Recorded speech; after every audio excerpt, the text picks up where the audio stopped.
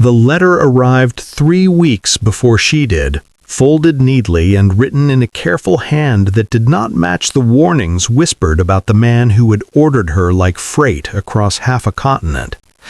Elias Cole was dangerous, they said. A gunman. A man who had buried more men than he'd shaken hands with.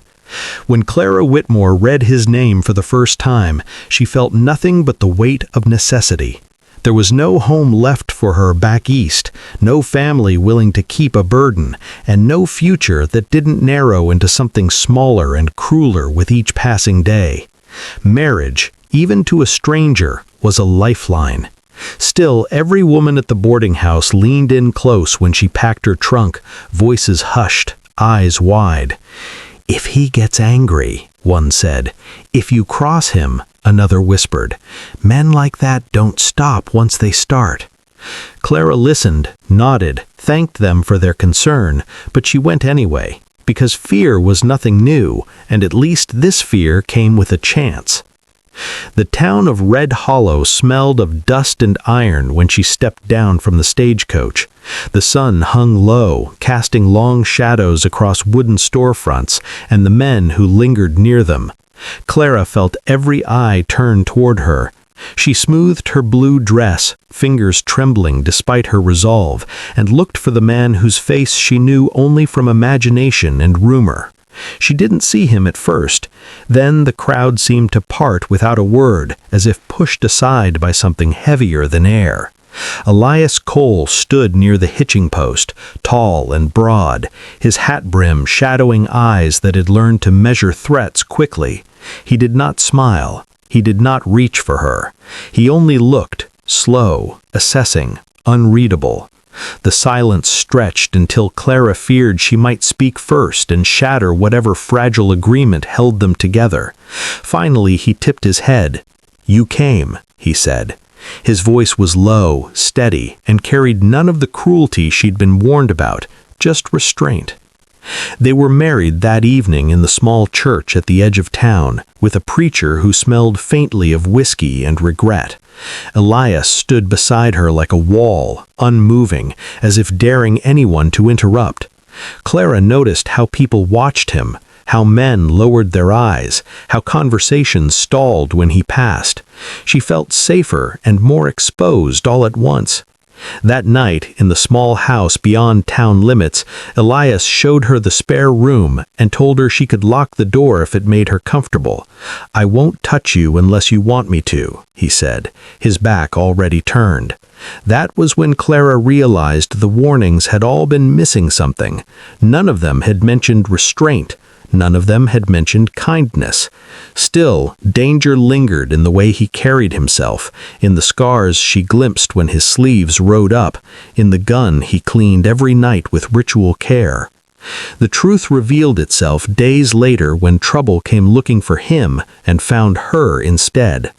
Clara was walking back from the general store when a man stepped into her path, his smile wrong, his eyes sharp with interest that had nothing to do with politeness. She spoke Elias's name like a challenge. She didn't answer. She didn't need to. Elias appeared from nowhere, his presence sudden and absolute. He did not raise his voice. He did not reach for his gun. He simply stood between them and said, "Leave."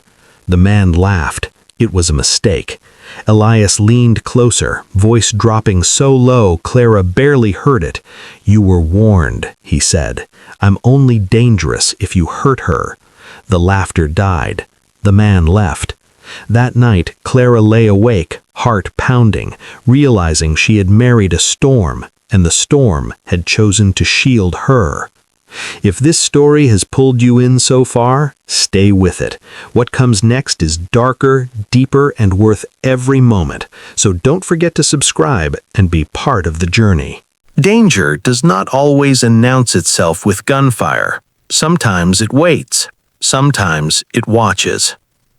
Red Hollow changed after that day, though Clara couldn't say exactly how. Conversations stopped when she entered a room. Men who once eyed her openly now looked away. Elias said little about it, but she noticed how his hand never strayed far from his holster when they walked together, how his eyes tracked every movement that wasn't hers. At night, when the wind rattled the windows, she wondered how many enemies a man could make simply by surviving longer than the rest. She wondered which of them would decide she was the easiest way to reach him. The answer came sooner than she expected. Elias was away on business when it happened. Just one night, he'd promised. Clara was alone when the knock came, sharp and insistent. She didn't open the door. She wasn't foolish. But the voice that followed was familiar, smooth with false concern. "Mrs. Cole," it called, "your husband's in trouble." Fear cracked through her resolve. By the time she realized the lie, the door had been forced open. The man from before stood there again, joined by another whose eyes held no hesitation at all. They spoke of Elias like he was already dead, like Clara was payment owed. She fought, she screamed, but fear has weight, and it pinned her down as surely as hands. The sound of gunfire split the night before the worst could happen. Elias came through the door like something unleashed, all restraint burned away. Clara would remember later the look on his face, not rage, but focus, cold and absolute. He moved with terrifying efficiency.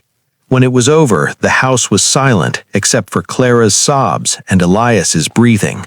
He dropped his gun and crossed the room in 2 strides, kneeling before her as if afraid she might vanish. "Did they hurt you?" he asked. His hands hovered, trembling, waiting for permission. She shook her head and reached for him instead. That was when the truth settled between them. He was dangerous. The world had been right about that. But the danger was a shield, sharpened and aimed outward. The aftermath came swiftly. The town saw what Elias would do to protect what was his. The threats stopped. The whispers changed. Clara stood taller. She slept without locking her door. In time, love grew, not gentle at first, but fierce and earned. Elias never pretended to be something he wasn't. He was a man shaped by violence who chose every day not to turn it on the woman he loved. And Clara chose him in return, not because she was unafraid, but because she knew exactly what he was capable of and why. Stories like this live on because they touch something deep, the idea that even the most dangerous man can become a refuge when love gives him something worth protecting. If this story moved you, if you want more powerful tales of love, danger, and devotion, make sure you subscribe to the channel and stay with us. The next story is already waiting, and it's even more intense.